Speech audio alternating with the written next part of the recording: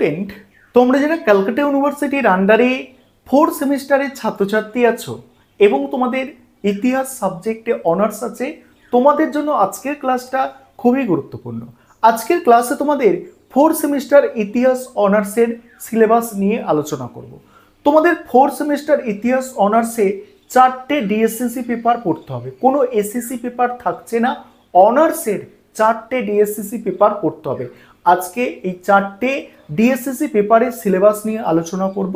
তোমরা সিলেবাসটা ইংলিশে দেখেছো যে ক্যালকাটা ইউনিভার্সিটি তার অফিসিয়াল ওয়েবসাইটে যে সিলেবাসটা আপলোড করা আছে বা আপলোড করেছে সেটা ইংলিশে আছে। আমি দুটো ভাষায় সিলেবাসটা আলোচনা করব, বেঙ্গলি এবং ইংলিশ দুটো ভাষায় সিলেবাসটা আলোচনা করছি, তোমরা দেখে নাও।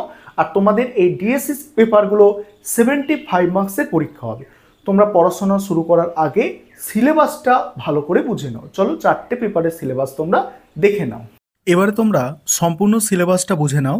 তোমাদের 4th সেমিস্টার অর্থাৎ সেমিস্টার 4-এ 4টে ডিএসসিসি পেপার পড়তে হবে। প্রথম যে ডিএসসিসি পেপারটা আছে সেটা হচ্ছে ডিএসসিসি 5। এই ডিএসসিসি 5 থেকে শুরু করে ডিএসসিসি 8 পর্যন্ত তোমাদের কিন্তু পেপার পড়তে হবে, 4টে পেপার পড়তে হবে। ডিএসসিসি 5 যেটা আছে তোমাদের ভারতের ইতিহাস সম্পর্কে জানতে হবে, সেটা 750 থেকে 1206 পর্যন্ত। এখানে এই সিলেবাসটা ভালো করে বুঝে নাও। এখানে দেখো এগুলো অধ্যায়, ঠিক আছে। 1 নম্বর অধ্যায় হচ্ছে প্রারম্ভিক মধ্যযুগীয় ভারতের অধ্যায়। এখানে তোমাদের পড়তে হবে ঐতিহাসিক ভূগোল, উৎস, গ্রন্থ, শিলালিপি, মুদ্রা সংক্রান্ত তথ্য, ভারতীয় সামন্তবাদ, রাজপুতদের উত্থান, রাষ্ট্রের প্রকৃতি নিয়ে বিতর্ক। 2 নম্বর অধ্যায় হচ্ছে রাজনৈতিক কাঠামো। সেখানে হচ্ছে রাজনৈতিক কাঠামোর বিবর্তন, সেখানে রাষ্ট্রকূট বংশ, পাল বংশ, প্রতিহার, রাজপুত, চোল এদের সম্পর্কে তোমাদের জানতে হবে। তারপরে এখানে আরও আছে এই অধ্যায়ের মধ্যে রাজত্বের বৈধতা, তারপর হচ্ছে ব্রাহ্মণ ও মন্দির, রাজকীয় বংশাবলী, আচার অনুষ্ঠান। তারপরে পরের টপিক এখানে এই অধ্যায়ের মধ্যে হচ্ছে দেখো সিন্ধু প্রদেশের আরব বিজয়, নতুন ব্যবস্থার প্রকৃতি ও প্রভাব, ইসলামীয় দাওহা দাওহা তারপরে দেখো পরে যেটা হচ্ছে ডি যেটা আছে দেখো, এখানে ডি যেটা আছে দেখো প্রারম্ভিক তুর্কি আক্রমণের কারণ ও পরিণতি, মামুদ ও গাজনি, তারপরে ঘুড়ি এদের সম্পর্কে জানতে হবে। 3 নম্বর অধ্যায়ে আছে দেখো কৃষি কাঠামো ও সামাজিক পরিবর্তন, কৃষি সম্প্রসারণ, শস্য ভূস্বামী ও কৃষক, তারপরে হচ্ছে বর্ণের বিস্তার, এখানে অস্পৃশ্যদের মর্যাদা, কৃষক হিসাবে উপজাতি ও বর্ণ ব্যবস্থায় তাদের স্থান।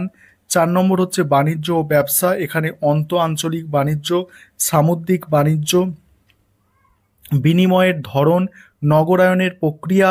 তারপরে 5 নম্বর যে অধ্যায় আছে দেখো ধর্মীয় ও সাংস্কৃতিক বিকাশ। এখানে তোমাদের পড়তে হচ্ছে ভক্তি, তন্ত্রবাদ, পৌরাণিক ঐতিহ্য, বৌদ্ধ ধর্ম ও জৈন ধর্ম, জনপ্রিয় ধর্মীয় সম্প্রদায়।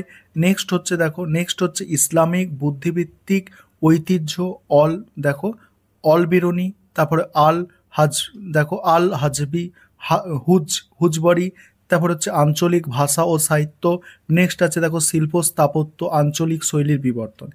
এবারে ডিএসসিসি 6 যেটা আছে ইউরোপের ইতিহাস, সেটা হচ্ছে দেখো 1453 থেকে 1650।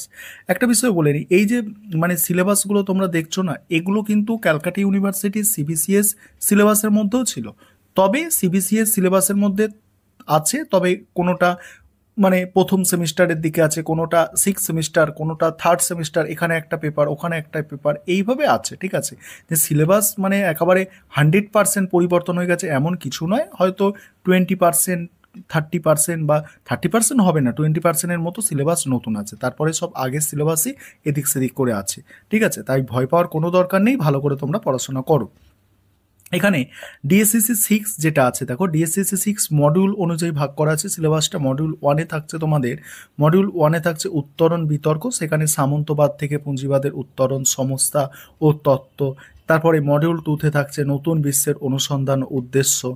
তারপরে আছে দেখো এখানে পর্তুগিজ এবং স্প্যানিশ সমুদ্রযাত্রা। এবার মডিউল 3-এ কি আছে, রেনেসাঁস, তারপর রেনেসাঁস মতবাদ। তারপরে দেখো ক্লাসিকের পুনরুদ্ধার। নেক্সট আছে দেখো ইতালীয় রেনেসাঁস এর শিল্প, সংস্কৃতি, শিক্ষা এবং রাজনৈতিক চিন্তাধারার ওপর প্রভাব।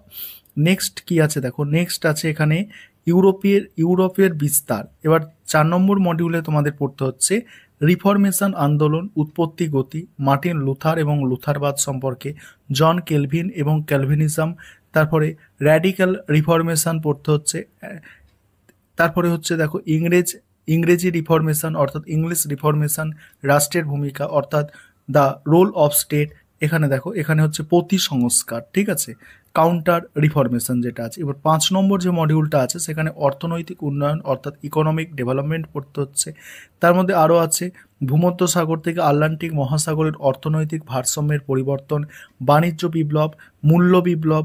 নেক্সট আছে দেখো, নেক্সট আছে কৃষি বিপ্লব ও বেষ্টনী আন্দোলন। নেক্সট মানে 6 নম্বর টপিক যেটা আছে, 6 নম্বর মডিউল যেটা আছে সেখানে হচ্ছে জাতীয় রাজতন্ত্রের বিকাশ। নেক্সট হচ্ছে দেখো ইউরোপীয় রাষ্ট্র ব্যবস্থার উত্থান। এবারে ডিএসসিসি 7 পেপার, ডিএসসিসি 7 পেপারে এই যে প্রথম অধ্যায় আছে দেখো দিল্লির সুলতানির ব্যাখ্যা। ডিএসসিসি 7 পেপারটাও ভারতের ইতিহাস নিয়ে, তবে 1206 থেকে এটা 1526 পর্যন্ত তোমাদের পড়তে হচ্ছে। এখানে প্রথমেই আছে দিল্লি সুলতানির ব্যাখ্যা। তারপরে এখানে এর মধ্যে যেগুলো আছে উৎসগুলির সমীক্ষা, যেমন ফার্সি তারিখ ঐতিহ্য, দেশীয় ইতিহাস, শিলালিপি। 2 নম্বর অধ্যায় আছে সুলতানির রাজনৈতিক কাঠামো। তার মধ্যে কি কি পড়তে হচ্ছে, দিল্লি সুলতানির প্রতিষ্ঠাতা, বিস্তার, একত্রীকরণ, খিলজি তুগলক, তারপরে মঙ্গল হুমকি, তৈমুরীয় আক্রমণ, সৈয়দ বংশের উত্থান পতন, লোদি বংশ, এগুলো ইব্রাহিম লোদি, পানিপথের যুদ্ধ, সব কিছু এখানে পড়তে হচ্ছে। তারপরে এখানে হচ্ছে রাজত্বের তত্ত্ব, সেখানে শাসক শ্রেণী, সুফি, উলেমা ও রাজনৈতিক কর্তৃত্ব, সাম্রাজ্যিক স্থিতিস্তম্ভ ও মুদ্রা। তারপরে আছে দেখো, তারপরে প্রাদেশিক রাজবংশের উত্থান, তারপরে বাহমিনী, বিজয়নগর, গুজরাট, মালওয়া, তারপরে জৌনপুর ও বাংলা। তারপরে দেখো, তারপরে আছে দেখো আঞ্চলিক পরিচিতির একত্রীকরণ, সেখানে আঞ্চলিক শিল্প, স্থাপত্য, সাহিত্য। এবার 3 নম্বর যে অধ্যায়, 3 নম্বর অধ্যায় হচ্ছে সমাজ ও অর্থনীতি। এখানে হচ্ছে দেখো ইক্তা ও রাজস্ব মুক্ত অনুদান। নেক্সট হচ্ছে দেখো, নেক্সট এখানে হচ্ছে কৃষি উৎপাদন আর প্রযুক্তি পড়তে হচ্ছে। তারপর হচ্ছে দেখো গ্রামীণ সমাজের পরিবর্তন, তারপর রাজস্ব ব্যবস্থা, তারপরে নগদীকরণ, তারপরে আছে বাজার নিয়ন্ত্রণ, শহরের কেন্দ্রগুলির বৃদ্ধি, ব্যবসা বাণিজ্য, ভারত মহাসাগরীয় বাণিজ্য। নেক্সট আছে 4 নম্বর অধ্যায় আছে ধর্ম সংস্কৃতির মধ্যে সুফি সিলসিলা, চিস্তি, সোহরাবর্দী, মতবাদ, অনুশীলন, সামাজিক ভূমিকা, এদের সম্পর্কে জানতে হচ্ছে। দক্ষিণ ও উত্তর ভারতে ভক্তি আন্দোলন, একেশ্বরবাদ, মহিলা ভক্ত। নেক্সট হচ্ছে নরমপন্থী, কবির, নানক এবং সন্ত ঐতিহ্য। নেক্সট হচ্ছে সুফি সাহিত্য। তারপরে দেখো, তারপরে হচ্ছে এখানে দিল্লি সুলতানির স্থাপত্য। এবারে শেষ যে তোমাদের পেপারটা আছে ডিএসসিসি 8 পেপার, এটাও আবার ইউরোপের ইতিহাসের ওপর, সেখানে 1650 থেকে 1780 পর্যন্ত পড়তে হবে। মডিউল 1 থেকে যে থাকছে দেখো, এটা আবার মডিউল অনুযায়ী ভাগ। মডিউল 1 থেকে হচ্ছে মুদ্রণ বিপ্লব, তারপরে হচ্ছে যুদ্ধ কৌশল বিপ্লব। মডিউল 2 থেকে থাকছে সপ্তদশ শতাব্দীতে ইউরোপের সংকট। তারপরে আছে দেখো এর অর্থনৈতিক, সামাজিক ও রাজনৈতিক মাত্রা। মডিউল 3 থেকে হচ্ছে ইংল্যান্ডের বিপ্লব প্রধান সমস্যা। তারপর হচ্ছে রাজনৈতিক ও বুদ্ধিবৃত্তির সমস্যা। নেক্সট মডিউল 4 থেকে বৈজ্ঞানিক বিপ্লব। তারপরে আছে দেখো বৈজ্ঞানিক একাডেমিক উত্থান। নেক্সট হচ্ছে দেখো আলোকিত যুগের উৎস অর্থাৎ এনলাইটমেন্ট, অরিজিন অফ এনলাইটমেন্ট। তারপরে 5 নম্বর যে মডিউল আছে সেখানে মার্কেন্টাইলিজম এবং ইউরোপীয় অর্থনীতি পড়তে হচ্ছে। তারপরে শিল্প বিপ্লবের পূর্বভাগ বা সূচনা পর্ব পড়তে হচ্ছে। 6 নম্বর মডিউল থেকে অষ্টাদশ শতাব্দীর ইউরোপীয় রাজনীতি, তারপর সংসদীয় রাজতন্ত্র। নেক্সট আছে দেখো, নেক্সট এবং শেষ হচ্ছে ইউরোপের পরমতাবাদের ধরন। এই হচ্ছে তোমাদের টোটাল সিলেবাস। এবারে তোমাদের তোমরা সিসি 5 অর্থাৎ তোমাদের ডিএসসিসি 5 এবং 6 এই দুটো পেপারের সাজেশন তোমরা পেয়ে যাবে।